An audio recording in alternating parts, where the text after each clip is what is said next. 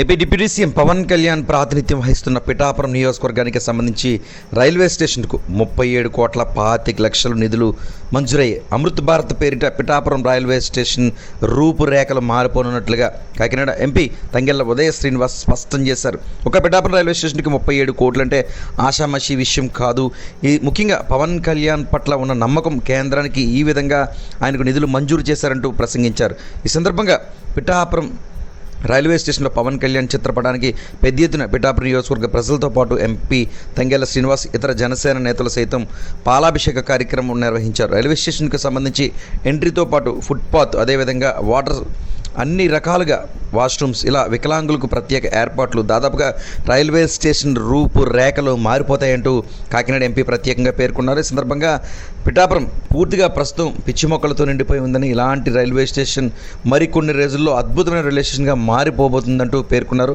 నిధులు తెచ్చానన్న సంతోషంతో మా అధినాయకుడు పవన్ కళ్యాణ్ గారు పిఠాపురం ప్రజలకి కనీ విని ఎరిగిన రీతిలో ఈ నియోజకవర్గాన్ని దేశంలోనే మోడల్ నియోజకవర్గంగా చేసే విధంగా పనిచేస్తూ గత సంవత్సరంన్నరలోనే కనీ విని ఎరిగిన రీతిలో ఎప్పుడు ఆలోచన కూడా అందనన్ని నిధుల్ని పిఠాపురం నియోజకవర్గానికి తీసుకొచ్చి దాన్ని అన్ని విధాలుగా అన్ని రంగాల్లోని కూడా అభివృద్ధి చేయడం జరిగింది. ఈ ప్రక్రియలోనే పిఠాపురానికి ఇతర రాష్ట్రాల నుంచి ఎంతో మంది భక్తులు వస్తున్నారు.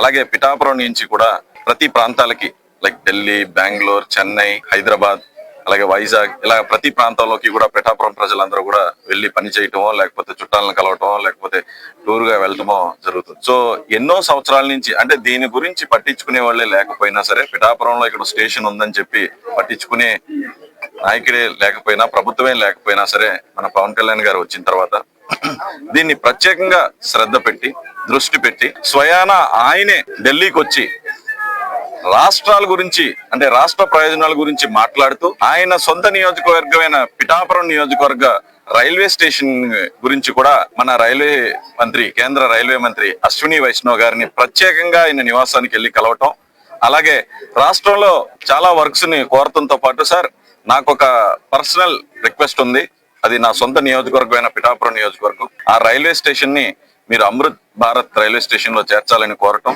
ఆయన కూడా ఎప్పుడైనా సరే ఒక సెంట్రల్ గవర్నమెంట్ ని వెళ్ళి చాలా మంది అడుగుతారు. అడిగిన వెంటనే ఇచ్చేది ఎవరికంటే, నిధులకి ఎవరికంటే, ఆ నిధుల్ని సక్రమంగా వినియోగించే నాయకుడు దొరికినప్పుడు, వాళ్ళకి కూడా పని జరుగుద్దని తెలిసినప్పుడు ఆ నిధుల్ని ఇచ్చే ఆనందంతో పాటు డబల్ ఆనందంతో పాటు ఇవ్వటం జరుగుతుంది. అలాగే ఆయనకున్న పరిచయం, ఈయన మీద పవన్ కళ్యాణ్ గారి మీద ఉన్న నమ్మకం, అలాగే ఆయన ప్రూవ్ చేసిన రిజల్ట్స్, గత ప్రభుత్వంలో 28వ స్థానానికి తీసుకెళ్లిపోతే అట్టడుగు స్థానంలోకి, దేశంలో అట్టడుగు స్థానంలోకి తీసుకెళ్లిపోయిన దాన్ని మొట్టమొదటి స్థానంలోకి తీసుకొచ్చింది ఎవరైనా ఉన్నారు అంటే, లాస్ట్ నుంచి ఫస్ట్ సినిమాల్లో పడయప్పలో రజనీకాంత్ గారు ఒక పాటలో మన కోటీశ్వరుడు అయిపోతాడేమో కానీ నిజ జీవితంలో ఎప్పుడు కుదరవు.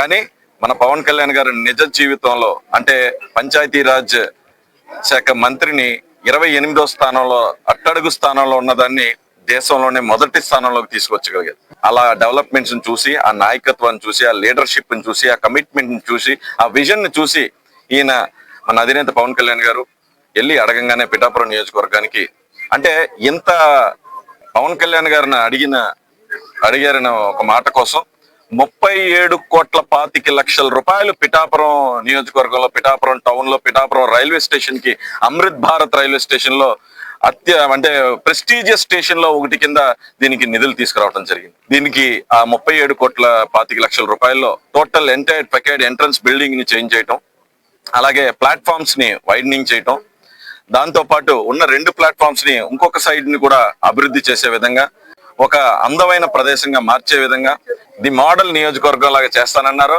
అది సంవత్సరంన్నరలోనే పూర్తయిపోయింది. మిగతా 3 సంవత్సరాల్లో ఇంకా ది బెస్ట్ ఇంకొకరు ఎవరో రీచ్ అవ్వలేని విధంగా పిఠాపురం నియోజకవర్గం